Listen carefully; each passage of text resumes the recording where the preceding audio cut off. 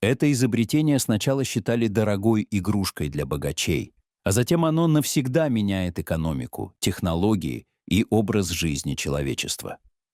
Как одному человеку удалось поставить мир на колеса, и почему его идеи до сих пор влияют на нашу жизнь? Сегодня вы узнаете историю революции, которая началась с гаражного хобби. Еще в конце XIX века одной из самых страшных угроз для будущего человечества считался, простите, конский навоз. Единственное в те времена более-менее качественное транспортное средство оставляло на улицах больших городов такое количество отходов, что все были уверены, году этак в 1930-м средний уровень этого на улице составит минимум от 2 до 3 метров. Конечно, сейчас легко ухмыляться и заявлять, что автомобили с этим опасением покончили. Но достаточно долго автомобили никаких особых надежд не пробуждали, и претензий к ним была тьма тьмущая. Их буквально десятилетиями считали забавным курьезом, малополезной и опасной игрушкой для богатых выпендрежников, которых хлебом не корми, а дай почудить. Когда автомобили только появились, специальный закон Великобритании велел перед каждым из них вышагивать специальному человеку с красным флагом, чтобы не угрожали людям и не пугали лошадей. Шагать перед автомобилем этот человек вполне успевал. Максимальная разрешенная скорость на дороге по этому закону была 6,45 км в час, в городе вдвое меньше. Цены первых автомобилей были мало доступны кому-то, кроме богачей. Смотрите сами. Чтобы заработать на относительно дешевый Панхард Левасор, рабочий должен был отдать всю свою получку почти за 3 года, а за Роллс-Ройс за 14 лет. Всю, до последнего грошика. И только в начале XX века положение в этом вопросе разительно изменилось к лучшему. Отцом транспортной революции, хотя до взлета популярности электромобилей оставались десятилетия, стал главный инженер электрической компании Эдисона Генри Форд. Изобретенный им бензиновый автомобиль никакого отношения к его работе не имел. Он его сконструировал в свободное от основной работы время как хобби и решил наладить выпуск. Сразу же он столкнулся с трудностями. Изобретатель Селдон еще в 1879 году запатентовал автомобиль. Без подробностей, простейшие основные принципы. Но ему удалось получить судебное решение, согласно которому все производители автомобилей должны были покупать у него лицензию. Это при том, что построить автомобиль по этому патенту было нельзя. Форд в итоге взбунтовался и судился с Селдоном 8 лет.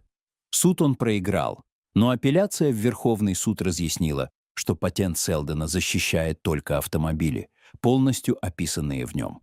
Что-то добавлено, и патент не действует. Это решение, не давшее Селдону получать свой процент с любого автомобиля, развязало руки не только Форду. Аккуратный и последовательный Форд проектировал все новые модели автомобилей, присваивая каждому буквенный индекс. Первым, конечно, был Форд А. Потом пошло по алфавиту. Некоторые модели были удачнее других. Скажем, за 1906 год удалось продать 2194 штуки. Тогда это было большим успехом. Но скоро эта цифра покажется просто смешной. В 1906 году на заводе Форда в Дирборне завели секретную мастерскую, доступ в которую имели немногие. Заправляли в ней 2 венгерских иммигранта – Йожеф Галамб и Эгген Фаркаш. Под их руководством возникла 20-я модель Форда, получившая в качестве индекса 20-ю букву английского алфавита «Т». В 1908 году начался ее выпуск. Он длился 19 лет. Главными принципами модели Т были простота, доступность и дешевизна. Все лишнее было убрано, поначалу не было даже бензонасоса, и ехать в гору этой машине приходилось задним ходом, чтобы бензин тек в мотор. Когда Форд выяснил, что в этой машине никогда не ломается только центральная цапфа переднего моста, он велел ее ухудшить. Зачем зря тратиться? Одним из важнейших факторов дешевизны Форда Т стало переоткрытое им изобретение венецианских корабелов XV века — конвейер. Когда машину собирали на месте, на это уходило почти полдня. Конвейер уменьшил этот срок более чем вдвое. Вскоре на заводах Форда стали строить 2 конвейера. для рабочих повыше и рабочих пониже, чтобы каждому было удобно. Быстро набирающая популярность марка вскоре получила в народе прозвище «Тин Лиззи» — «жестяная Лиззи».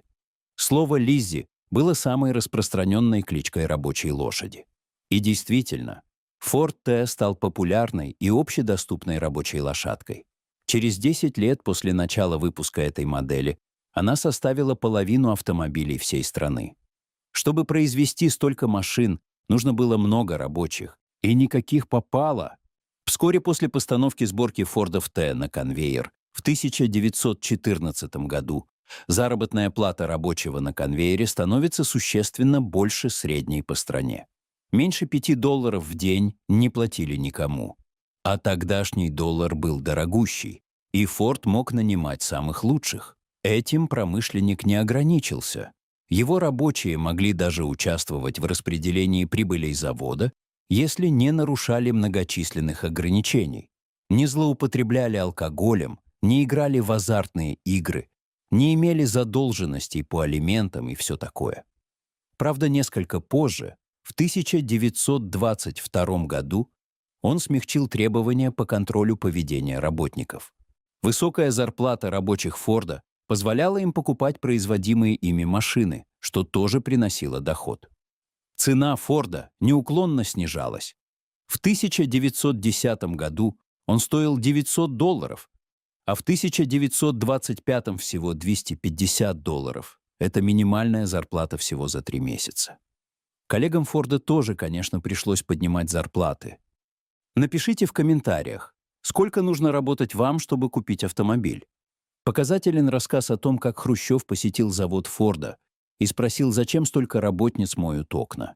Пользы для производства от этого немного. Говорят, Форд ответил ему, что через чистые окна его рабочие видят у проходных очереди безработных, желающих устроиться сюда работать. А это явно полезно. Заводы Форда стали не только производством, но и идеологемой. Итальянский коммунист Антонио Грамши даже ввел в политэкономию термин «фордизм» — высокая стандартизация, разделение труда, организация производства вокруг ленты конвейера. Ряд успешных производственных решений начали сравнивать с идеями Форда. Скажем, идею Милтона Херши выпускать недорогой плиточный шоколад без начинки, ставший популярным у потребителей, или знаменитое маленькое черное платье Коко Шанель. Тоже долгоживущее, недорогое, рассчитанное на широкий рынок и, конечно же, черное. Кстати, автомобили Форда поначалу были разноцветными, и только в 1914 году все стали черными. Говорят, что Форд сказал, потребитель может выбрать автомобиль любого цвета, если этот цвет черный. Скорее всего, так поступили, потому что только черный японский лак успевал высохнуть за время прохождения машины по конвейеру. Принципами Форда не все восхищались. В одном из своих эссе Джордж Оруэлл опасается, что в тоталитарном государстве книги будут планироваться бюрократами и станут одинаковыми, как Форды Т. А вот коммуниста Диего Риверу это не очень пугало, и он с восторгом писал о рабочем, в квартире которого висели портреты Маркса, Ленина и Форда. Вершиной обожествления фордизма стал роман Олдоса Хаксли «О дивный новый мир». Его герои на Форда просто молились, говоря вместо «Our Lord» — «Наш Господь», «Our Ford», крестясь знаком в виде буквы «Т» и называя знаменитую колокольню Биг Бен «Биг Хенри». Это, конечно, сатирическое преувеличение, но оно возникло не на пустом месте. Впрочем, смешно отрицать большое значение гениальной разработки Форда. Это она поставила сначала всю Америку, а потом и весь мир на колеса. Автомобиль, выпущенный с 1908 по 1927 год, более чем 15-миллионным тиражом, явно заслужил свою славу. Только в 1972 году это количество удалось превзойти не менее известному Volkswagen Beetle. Кто следующий?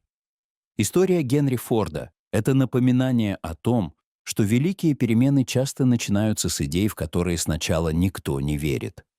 Технологии меняются, эпохи проходят, но смелость мыслить иначе всегда двигает человечество вперед. Если вам было интересно, Обязательно поставьте лайк, чтобы это видео увидело больше людей. Напишите в комментариях, сколько времени вам понадобилось бы, чтобы купить автомобиль своей мечты.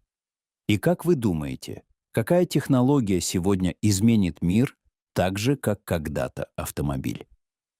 Подписывайтесь на канал и включайте уведомления, чтобы не пропустить новые истории о великих открытиях, людях и идеях, которые изменили нашу реальность.